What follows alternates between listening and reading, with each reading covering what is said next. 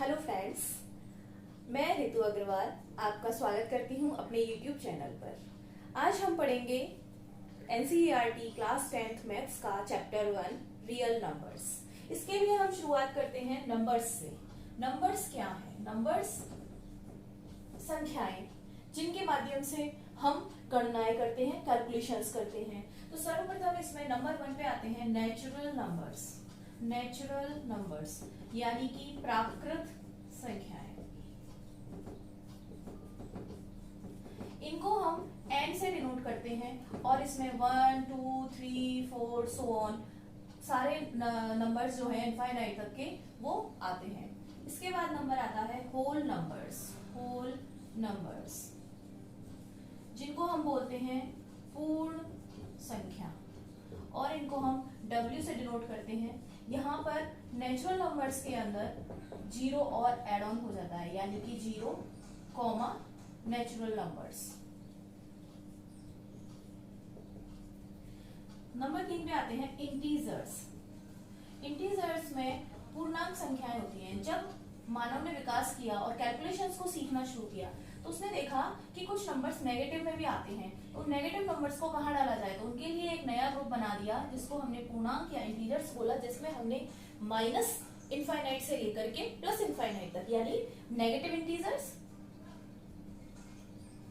0 और positive integers सारे numbers को ले लिया। इसके बाद और कैलकुलेशंस चली तो उसमें फ्रैक्शंस आए।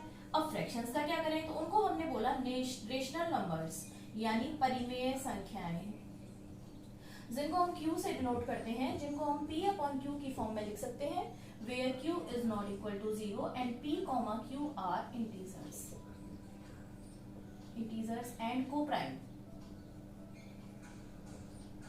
जो P और Q हैं वे co-prime नंबर्स होते हैं।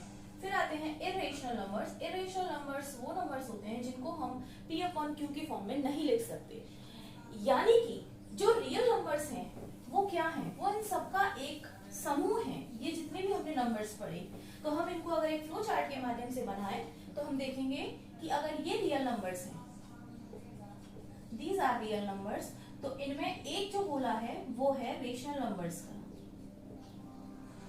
और बाहर है इरेशनल नंबर्स। इन रेशनल नंबर्स के अंदर एक गोला है वो है इंटीजर्स का।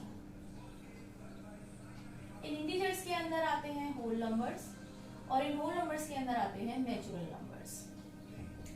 तो मुझे आशा है कि आपको ये समझ में आया होगा। तो अब हम आगे हमारे टॉपिक पर चलते हैं दोस्तों। जो हमारी किताब के अंदर दिया गया है वो है Euclid's lemma, Euclid's division lemma. अब हम सभी इस नाम से ही घबरा जाते हैं, यार ये यूक्लिड की डिवीजन लेमा जाने क्या है, पता नहीं इसमें जाने क्या होगा। इसमें कुछ भी नहीं है, बड़ा ही सिंपल है। यूक्लिड की डिवीजन लेमा में जो भाग की प्रक्रिया, जो डिवीजन की प्रक्रिया हम बचपन से सीखते आ रहे हैं, बस उसी को थ्योरेटिकल रूप दे दिया हमारे यूक्लिड जी ने। तो हम भाग कैसे देते हैं, हमने दिया 11 में 2 का भाग कितनी बार गया, 5 बार, क्या आया 1, यानी कि 11 बराबर 2 गुना 5 प्लस 1। हम इसको ये लिख सकते हैं, यही हमें यूक्लिड ने कहा कि इसको अगर हम a मान लें तो ये b है, ये q है और ये r है। यानी कि यदि 2 पॉजिटिव इंटीजर्स हैं तो हम उनको इस तरीके से लिख सकते हैं कि a बराबर bq प्लस r होगा, जहां पर r 0 से बड़ा और बराबर और b से छोटा होगा। तो हम जानते हैं कि ये जो 1 है ये कभी भी इस 2 से बड़ा नहीं हो सकता, या तो ये से छोटा होगा, और यदि किसी संख्या में पूरा पूरा भाग जाता है तो ये 0 हो सकता है। तो यूक्लिड की विभाजन प्रमेय का बहुत आसान है, ये वही है जो हम बचपन से सीखते आ रहे हैं। इसमें ऐसा कुछ भी नहीं है।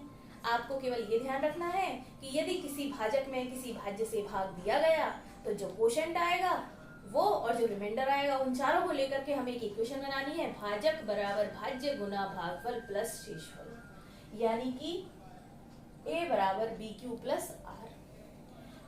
तो मुझे उम्मीद है कि आपको ये समझ में आई होगी। यदि आपको कोई इस पे डाउट हो तो आप नीचे कमेंट बॉक्स में कमेंट कर सकते हैं। अब हम यूक्लिड की डिवीजन लेमा को लेकर के HCF निकालेंगे। HCF क्या होता है दोस्तों? HCF वो नंबर होता है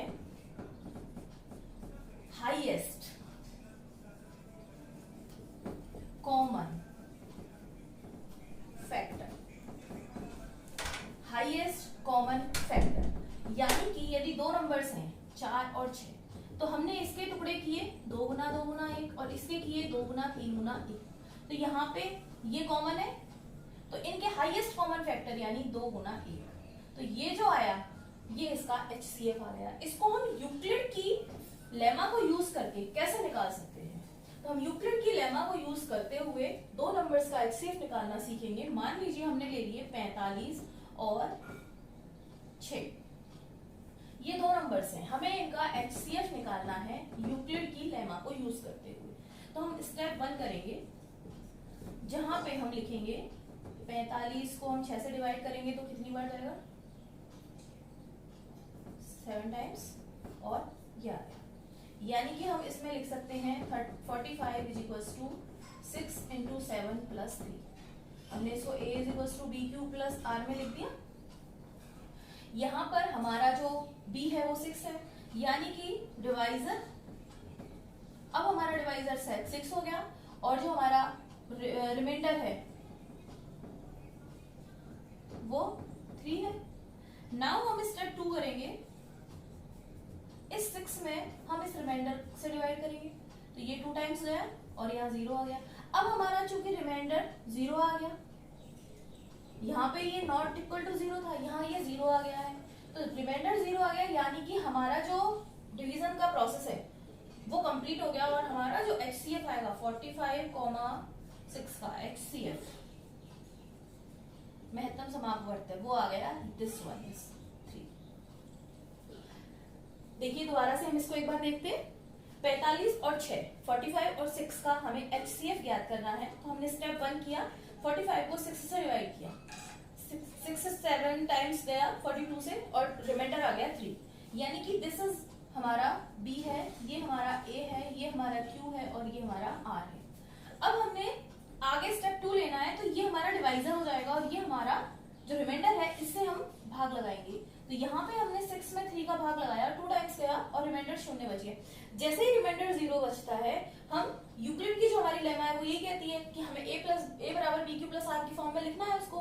तो जब ये r 0 हो जाएगा तब हमारा जो HCF है वो ये आ जाएगा 3। अगर आपको इसमें कोई प्रॉब्लम हो तो आप नीचे कमेंट बॉक्स में लिखेंगे और मैं आपकी क्वेरीज का जरूर रिप्लाई करूंगी। अब हम बुक से एक एग्जांपल लेंगे 237,81 का HCF। तो स्टेप 1 होगा 237 में 81 से डिवाइड करेंगे, ये 2 टाइम्स जाएगा और यहाँ पे आएगा 162।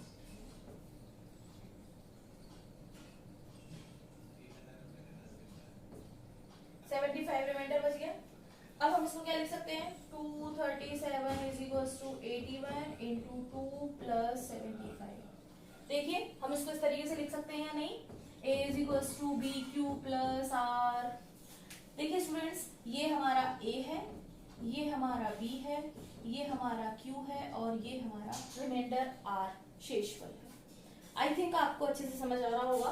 तो अब हम नेक्स्ट स्टेप की तरफ फॉलो करेंगे इसको आगे। अब ये हमारा चूंकि ये आ चुका है, यहाँ पे हमारा जो भाजक है वो 81 आया और जो शेषफल है वो 75 है। तो अब हम 81 में 75 से डिवाइड करेंगे, तो 1 टाइम जाएगा और यहाँ पे शेष बचेंगे 6। तो हम इसको किस रूप में लिख सकते हैं? 81 is equals to 75 into 1 plus 6। देखिए वही हमने यहाँ किया, ये हमारा A हो गया, this is B, this is Q and this is R। I hope यहाँ तक आपको समझ आया होगा। अब हम आगे चलेंगे स्टेप 3 की ओर, तो हम इसको रब कर देते हैं यहाँ पर।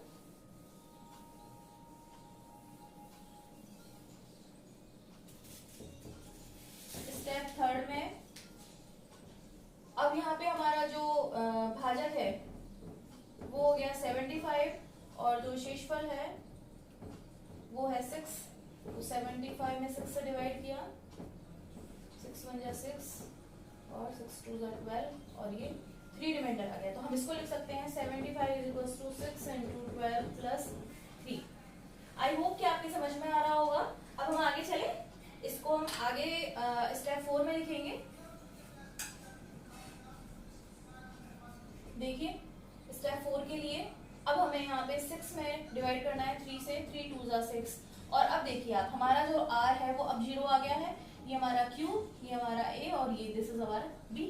तो अब हमने देखा कि हमारा r शून्य आ गया है, तो अतः हम कह सकते हैं कि हमारी जो नंबर से 237 एंड 81 का जो HCF है वो क्या आ जाएगा, 3 आ जाएगा। आई होप कि आपकी समझ में आया होगा। आप प्रश्नावली 1.1 से सवाल करेंगे और जो भी सवाल आपको नहीं आएगा वो आप कमेंट बॉक्स में लिखेंगे, मैं उसको जरूर आपकी क्वेरी का जवाब दूंगी। अगर आपको मेरा वीडियो पसंद आया हो तो please like, share and subscribe जरूर कीजिएगा। Thank you.